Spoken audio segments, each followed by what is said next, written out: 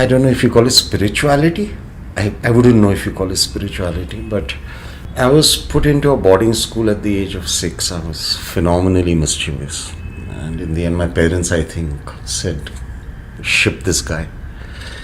And I was in Bilimore High School, Panchgani. And one day, these braces were in fashion, A lot of my friends in school used to wear braces. So I came home and I told my mom I want braces. So she said, hey, it's not some fashion statement. So I normally never asked for things. So I told her, no, I really like it. I think it's nice and all. So somehow she took me to a dentist and that guy said, okay, if you want. So they bought me a pair of braces. And after a few days, they were shipping me off to school again. So that was the first time my mother ever talked about money. She told me, they're damn expensive, don't lose them. First time that money thing came into my life. So I went back to Bulimorias and religiously 3 days later I had lost my brace. And I think the first time guilt came into my life was here. Okay, my mother has told me first time about money and here I have lost it. So I remember kneeling down on the side of my bed and putting my elbows on the bed and I folded my hands and I said, God, wherever you are, help me to find the braces. Okay? And once you help me to find it, I'm going to pack it and give it to the matron. And I'll give it back to my mother that keep it. And I get this message in the head that go into the dressing room, there's a mirror. The mirror was on a cabinet. So go into the dressing room and below the cabinet is your brace. So I said, okay, thanks God, this, that and all. Went. Search, no brace. So again came back and I said, kya, bas kya? I don't have any braces. So the voice again said, calmly, okay, go again and search. It is behind one of the pillars of the cabinet. Then I put my hand and it was there. So that was my first experience of getting a message. Okay, I must have been around 6.5. Then around the age of 10 or so, we were on table and playing football. And in Panchgani, when it starts raining, those days, in 2-3 minutes time, you can't see anything. Fog comes in, the water drops are heavy. And imagine we are on tableland. And somebody kicked the ball and it came near me. And as I started running after the ball, the rain and the fog came.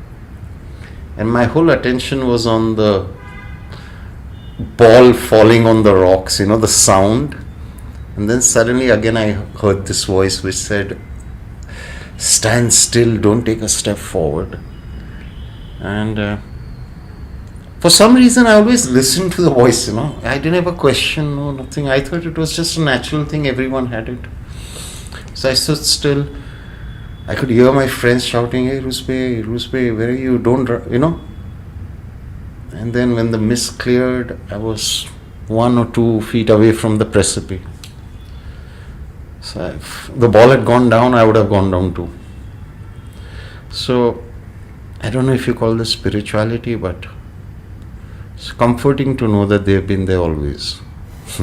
When you talk about they, is this Baba specifically? Ma and Baba, yes. So how does it work? Because you're one of the fortunate few who is a channel of Sai Baba. Does he, obviously nothing happens without the grace of a master, but how does it work? Like how did it work after you started getting these voices? What happened then? Asad, I'm 55 now. I've been channeling since I was 29-30. Okay? I ask this question to myself regularly. Why me? So, If you're waiting for some real great answer from me, you're not getting it. I don't know why he's chosen me. Certainly not for anything that I've done in this lifetime, the 100% not. And I feel in no lifetime I could have done anything to deserve this kind of honor and privilege. And I'm not saying it out of humility or anything. I'm just stating facts. But how does the relationship work? Do you get possessed when No. you hear the? No, I don't. I have gone into trance, but Baba told me once clearly that if you become a trance medium and somebody were to call you at 12:30 in the night saying my child is dying, help me, you will not be able to help, because I'll only be able to come through when you are in a trance, in a particular place, in front of the fire at a particular time.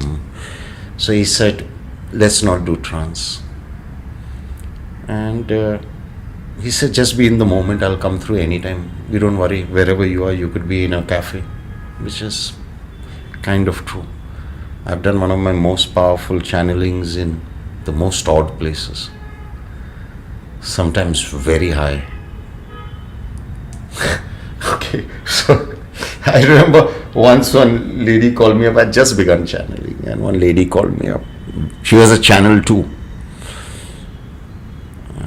It was 10:30 on a Sunday night, and I had already downed 3 large old monks. She called me up and said, Rusbe beta, my niece is missing, and we don't know, she's had a fight at home and she's gone away, and ask Baba. So I told her, Tai, I don't think I'm in a state to ask Baba. She said, why? I said, because I'm quite drunk. And then suddenly the voice from inside came, but I am not drunk. And then Baba spoke through saying, tell her not to go to the police at between 12 and 12:30 in the night. In 2.5 hours, she will be there. Again I told her, I said, listen, I don't know whether my drunk voice is saying this. So, and she said, don't worry. And 12:15 I got a call. She's back. That was a big lesson to me. And Baba only said the next day in the morning, don't worry, just be in the moment. Whether you're drunk, whether you're angry, whether you're sleepy, whether you're in a cafe, or wherever. If you are centered and in the moment, I will come through you. And that's how he comes.